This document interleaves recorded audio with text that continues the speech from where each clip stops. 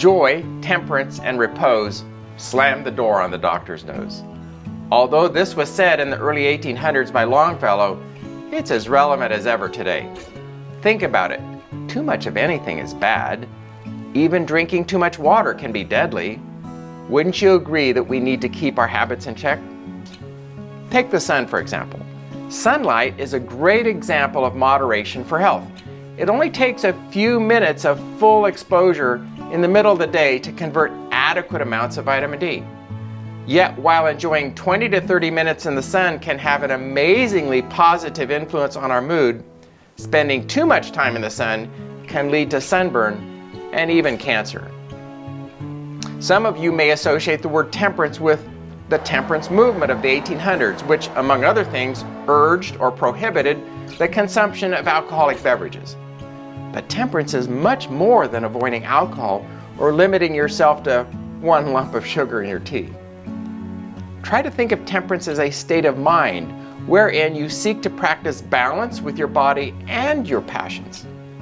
It's really an age-old conflict, stretching back to ancient Greece and even to the dawn of mankind. If you remember the story, the first humans, Adam and Eve, struggled with intemperance in diet and wound up eating the forbidden fruit. So how do we practice moderation in our own lives? As mentioned earlier, we need to figure out how to control our bodies and our actions.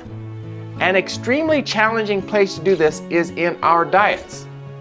Obesity in much of the advanced world is becoming a widespread public health issue that, if left unchecked, will soon become the leading cause of death. So when it comes to your food choices, think and choose temperately. Eat enough to sustain your physical needs and choose nutrient-rich foods that will make your body happy. Other products that stimulate our senses like nicotine, caffeine, and depressants like alcohol are another subject I'd like to touch on. Historically, temperance had a strong association with alcohol. Recently, many scientific studies have been conducted on the health benefits of drinking small amounts of alcohol, but they haven't done much but muddy the waters. One long-standing truth remains clear: what starts as occasional or light drinking can quickly become a habit, and habitual drinking is clearly a health hazard. Because of this, although we're talking about moderation, I think alcohol might be an area where total abstinence is a better choice. When it seems like our lives are spinning out of control, temperance can help us regain direction. It is about balance and control, remember? In our exceedingly digital world, most, if not all of us, could probably spend much of the day with our eyes glued to some form of screen. Where's the life in that? Where's the joy? Practice temperance with your reliance on technology and take a moment to collect your thoughts and simply breathe.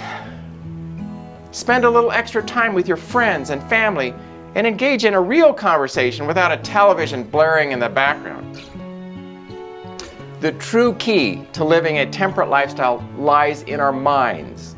We need to learn to safeguard our thoughts and carefully monitor our emotions. If you're the type to give rise to anger easily, take a few deep breaths and learn the power of forgiveness. If you're prone to bragging, give way to more humble conversation. If you're the judgmental type, give compassion or empathy a try. Think of your mind as a springboard for all of your actions. If you can learn to use your mind carefully and wisely, you will have won the battle against intemperance.